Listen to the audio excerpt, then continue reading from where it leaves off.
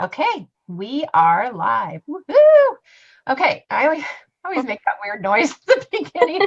Do it. Woohoo! Anyway, hi everyone. Welcome to the expert interview series. My name is Lisa Mizels, and I'm your host for this series. This expert interview series is for you, for the viewers, to be able to take one small action forward each time I interview a guest, because I have all kinds of wonderful guests and they each give you a tip or strategy that is going to help you get an instant result and move you forward in your business.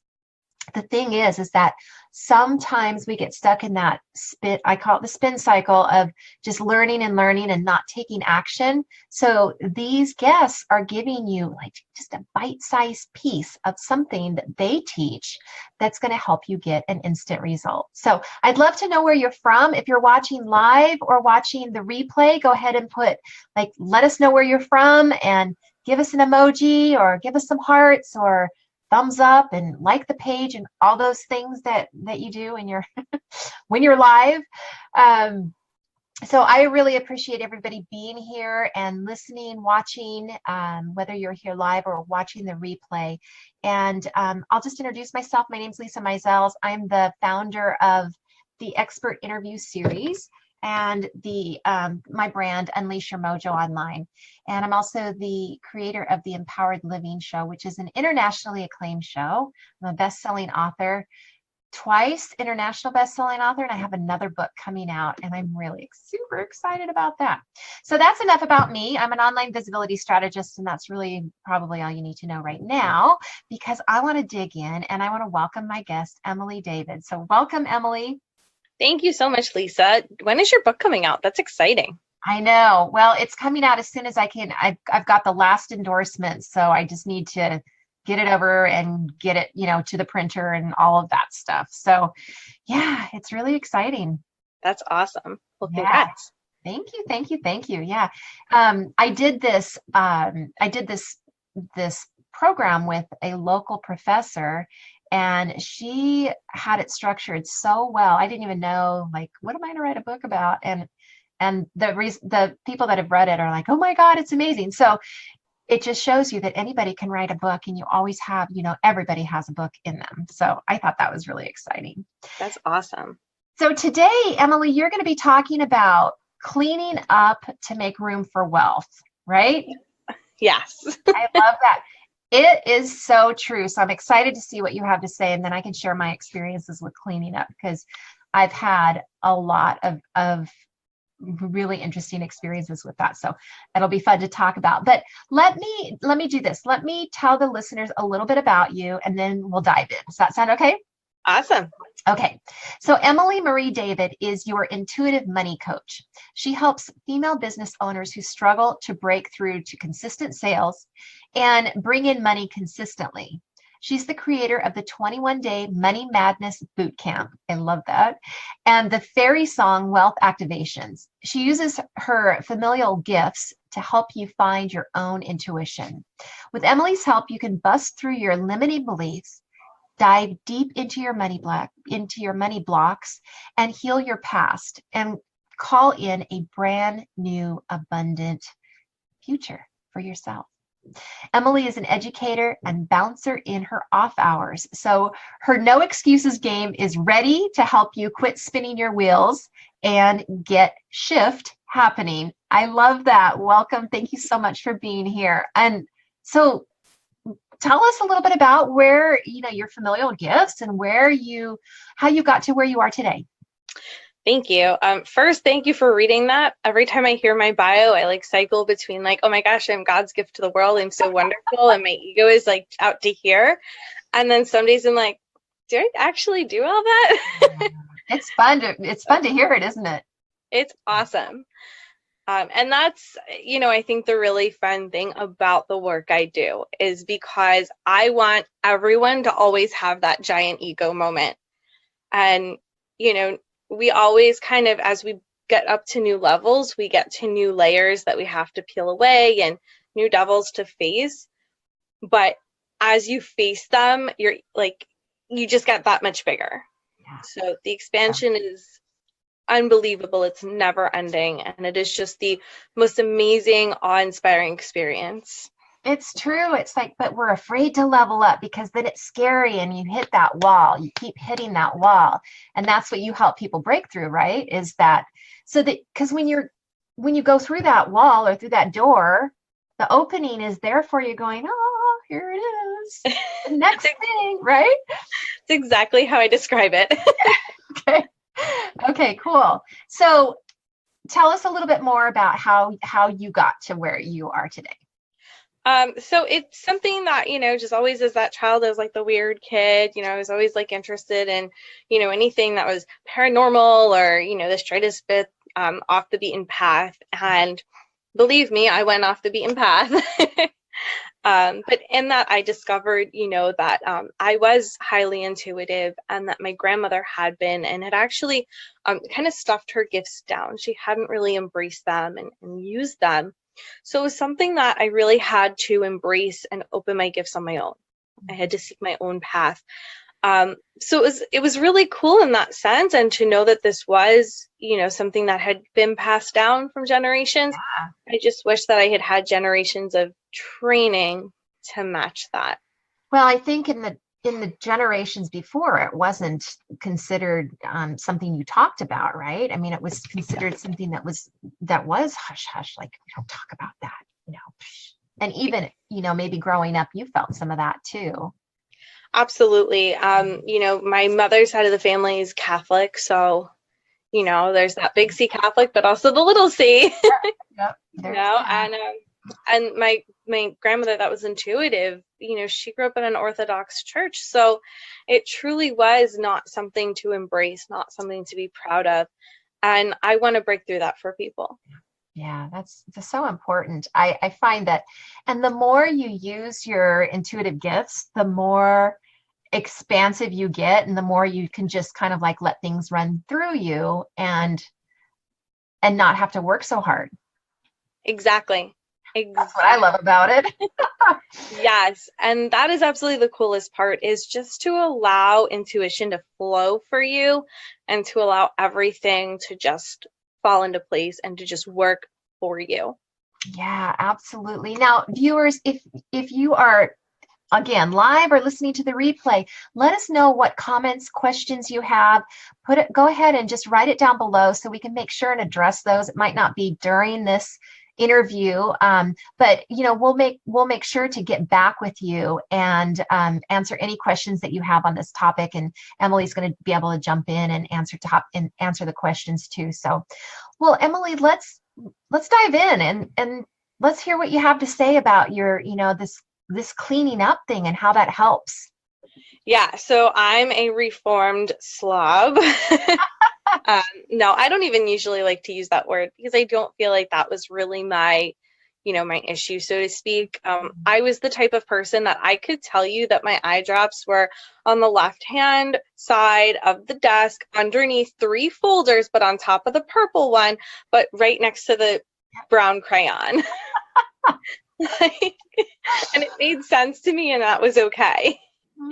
I never felt like it was a priority to clean up. And even if you walked into my home, there are going to be days where you're going to find 15 laundry baskets that have been sitting there for a week because that wasn't on my list of priorities for the time. But what I learned actually through working as a 6th grade teacher, so that's always an experience, but through my work as a 6th grade teacher, through my work with intuitives, and through my work with manifesting and just opening up to receive, I started to notice that when I was organized, everything was coming through in flow. Everything was on point. And every time that I would get annoyed with my husband, my mother, myself, whoever, my instinct was always like to go and just like start getting rid of stuff because I just wanted to like clear things up. Right. So I would like pack up boxes of stuff for donation or to throw out or whatever. And every time I did that, I would have this like amazing flow of abundance just coming in. And I started to see the pattern in myself. And so I started testing it on other people. And then I started to dig back into some of those Feng Shui principles and some of these principles of, like energy, doesn't like a vacuum, right? So if you make space, something else has to come in to fill that. Mhm. And all of these like woo kind of ideas just started to fall into place. And so the more I cleared out the wealth area of my home, the more wealth I had. The more that I paid attention to my relationship area, the better my marriage became. Yeah. And it was such a powerful experience the moment that it all came into place. Yeah, I just did a Facebook Live today in my group kind of about something similar, but basically what I noticed this weekend was that I'm in pre-launch mode, so I'm been really super busy and it's kind of been stressful. And it's like, wait, that's not how I want it to be. That's not how it's supposed to be. So I'm just going to really enjoy this weather because it's so nice out. And I went outside and I clipped my roses and I spent all weekend. Seriously, Saturday I spent outside with my horses in my garden. And then Sunday I spent cleaning, just cleaning everything. And I felt so much better. And you know what? The stuff that was waiting for me, it was still there. It hadn't gone on red alert. It was and inspiration came through. So it's like that opening space of being in joy, being in the present moment, and then clearing all that chatter that's going on in your head. So that's kind of the same thing that you're talking about, right? Whether it's Absolutely. physical space or yeah. Absolutely. And, I think it's very telling that you bring up, you just felt better because your intuition does flow so much better when you're not surrounded by junk. It's cluttering your space, it's cluttering your mind. Yeah. And then, So true. And it's funny, I do that too whenever I get angry. The first thing they do is want to clean stuff out, get rid of stuff. And it's like, why do we do that? What is that about? I truly believe that it's a need for this order. It's a need to open up and to allow better things to come in. Yeah, I love that. I love that, but because that's what happens. And I've talked to a lot of people, and that's what they do as well. When they get angry or irritated, that's what they go to that cleaning thing. And I've noticed the first time I noticed this whole big thing regarding my business for opening up when I clean clutter was I think it was like, I don't know, one of the summers that I was doing a big challenge. And I was pretty stressed, but I was in the flow. I was like really excited and it was like a lot of things to do, but I was having a lot of fun. And I noticed that when I just cleaned my whole office up, it was like I had 40, all of a sudden, like 40 invitations to connect. And then the next day, 40 more. And then the next day, and they kept coming in. And it was like, whoa, this is so cool. So, yeah, That's amazing. it's so much fun. So, what do you have? Like, what is one little, can you give some advice on how to do this or where to start for people? So my favorite place to start is your purse Mm. or your wallet or that wad of junk in your back pocket that you call a wallet. My teaching partner is the guy that's got everything in it, like an elastic or like a Ziploc bag. Okay, wallet. Start with that. Any of the loyalty cards that they'll look up their phone number for you, toss the darn things. You don't need them. Shred them up, whatever you want to do, but get rid of them. You don't need the physical cards. Any credit cards that are closed, any gift cards that are expired or empty. Why do we save empty gift cards? Right? And like every single person I know has one. Mm-hmm. I don't know what it is. That Starbucks card or that whatever card that you have that's like, well, I'm going to use it again and put more money on it. Yeah, those things no, those are good points. Go ahead, keep going. They're energy leaks. They're sucking out this energy and just letting it go. And I don't care if you have 12 cents on that gift card, use it up, transfer the balance or reload it, but do something with it and keep it moving. Like closure, move on. Like just, yeah. Yeah, that stagnation is going to get you into trouble. Yeah. And you, I don't want to show you my office right now. or my purse, let alone my office. But no, it's true. I notice when I clean out my stuff, it really does provide a big, huge like opening, I guess, for a better word. So clean out your purse. Start with cleaning out your purse and see what happens. Yeah. And with that, your coins, I'm a big proponent of the coin purse. I don't like them in my regular old wallet. I have a little like zipper thing. And first of all, that makes me feel like super rich all the time. I'm like, oh, look at all these coins. But also because they're in one place, they're organized. And when you get to the grocery store and it's $1.27, guess what? You might actually have 27 cents. You can check now. I like that. Because the zippers sometimes don't close all the way, and then the money spills into your purse, and then it's just you don't use it. And it's like if you're not loving on it, if you're not holding it and valuing it, and it's just like, I don't need those. That's kind of an energy thing, right? Absolutely it is. You're literally showing your money, or you're showing your universe that you don't respect it, that it's not important to you. Yeah. But if you have a little coin purse, like I love to like jingle it sometimes, It feels so silly when you first do it, but let me tell you, it's such a good feeling to be like, ooh, my money jingles. Hey, listen to this. I love that. I'm gonna go find I have this little thing that I carry. This is from Hawaii. Somebody brought me, and I keep my iPod in it. But something like this, right? Just like something like, or like I usually have one here on my desk. Like even these little like makeup bags. Yep. This is what I use. You could use a Ziploc plastic bag if you have nothing else right now. But I love to be able to like feel it and shake it and open it up and look at it. It's like when we were young and they had all the images of like kings counting their coins. Yeah. That's what I feel like. And pennies are money too. Pennies are money. Yeah. Don't discard. Don't throw away your pennies. No. Because again, it's showing disrespect. Exactly. And then your dollar bills are the other thing. I like to put them in order and fold them in half neatly and then place them in my wallet or in my zipper or whatever I'm using. Having them in some kind of order really does make a difference. And the other thing that people don't realize, and this is going to sound really silly unless you've done it, having the faces all face the same direction. If you have some guys on their head and some guys right side up, like that's very topsy-turvy.